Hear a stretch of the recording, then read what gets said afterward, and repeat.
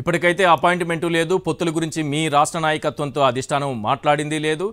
చంద్రబాబుతో పొత్తు అంశం పైన ఇప్పటి వరకు టీడీపీతో పొత్తు అంశం పైన ఒక్క ఇంచు కూడా కదలిక లేదు, అంతేనా?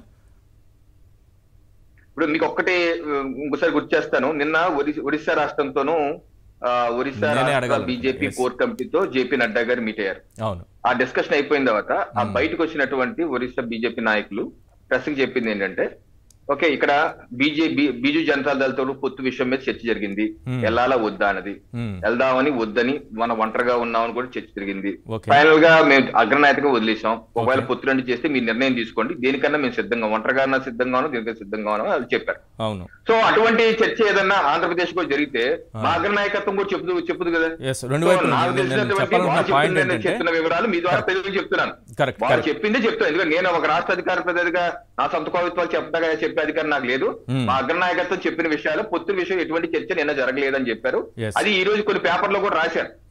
ఈనాడు పత్రికలు కూడా స్పష్టంగానే అది కూడా రాయటం జరిగింది.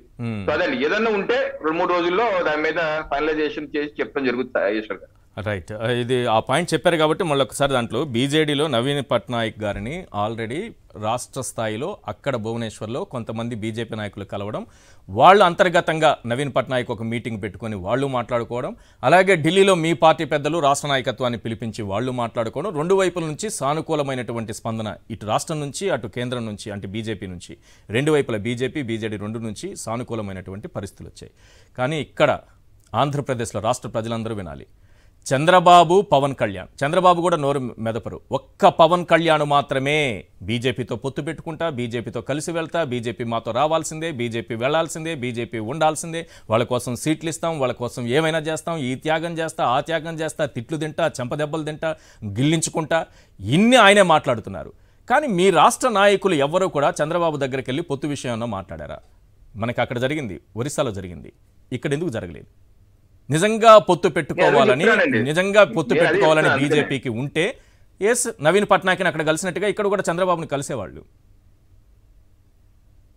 నేను అదే చెప్తున్నాను, రాష్ట్ర ప్రజలకి మీ ద్వారా రాష్ట్ర ప్రజలకు చెప్తున్నది, ఒకవేళ పొత్తు అంటూ ఉంటే ఆ రకంగా ఏదైతే నిన్న జేపీ నడ్డా గారు మా జాతీయ అధ్యక్షులు వారు ఏ రకంగా మాట్లాడారు అటువంటిది చేసుండేవారు. అలాగే బయటకు వచ్చి బీజేపీ ఒరిస్సా నాయకత్వం కూడా జరిగింది చెప్పారు.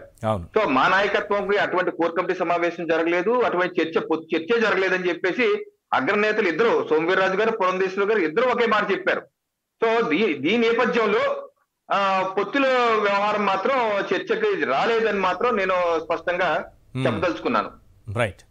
రైట్ ఒక్కసారి మనం విజయబాబు గారితో మాట్లాడే ముందు నాదెండ్ల మనోహర్ ఇద్దరు కూడా ప్రెస్ మీట్ పెట్టి ఏమన్నారనేది ఒకసారి స్క్రీన్ పైన చూద్దాం, తర్వాత వారి విశ్లేషణ తీసుకుందాం. ప్లీజ్ బయట ప్లే చేయండి. అఫీషియల్ పిలుపు లేకుండా రారు కదా, రావు, పిలిచారు, రమ్మన్నారు, అందుకే వెళ్తారు. ఇవాళ నైట్ మీటింగ్ ఉందనుకుంటా, పిలిచారు, వెళ్తున్నారు, మాట్లాడిన తర్వాత క్లారిటీ వచ్చిందో లేదో ఎక్స్ప్లెయిన్ చేస్తాం. అన్నీ సవ్యంగా జరిగితే అప్పుడు ఏం చేయాలో మళ్ళీ అధ్యక్షులు ఇద్దరు కూర్చొని నిర్ణయం తీసుకుంటారు. ఏ విధంగా చంద్రబాబు నాయుడు గారిని ఆహ్వానించారో పవన్ కళ్యాణ్ గారిని కూడా ఆహ్వానించారు. పవన్ కళ్యాణ్ గారు కూడా ఈరోజు రాత్రికి ఢిల్లీ చేరుకుంటారు. అక్కడ భారతీయ జనతా పార్టీ నాయకులతోటి సమావేశం జరిగిన తర్వాత చంద్రబాబు నాయుడు గారు పవన్ కళ్యాణ్ గారు కలిసి భారతీయ జనతా పార్టీ నాయకులతోటి ఈ పొత్తు విషయం పైన, సీట్ల సర్దుబాటు పైన ఖచ్చితంగా ఒక క్లారిటీ వచ్చి ఆ మీటింగ్ సారాంశం ఢిల్లీకి వెళ్ళిన తర్వాత వాళ్ళే మీకు వివరిస్తారు.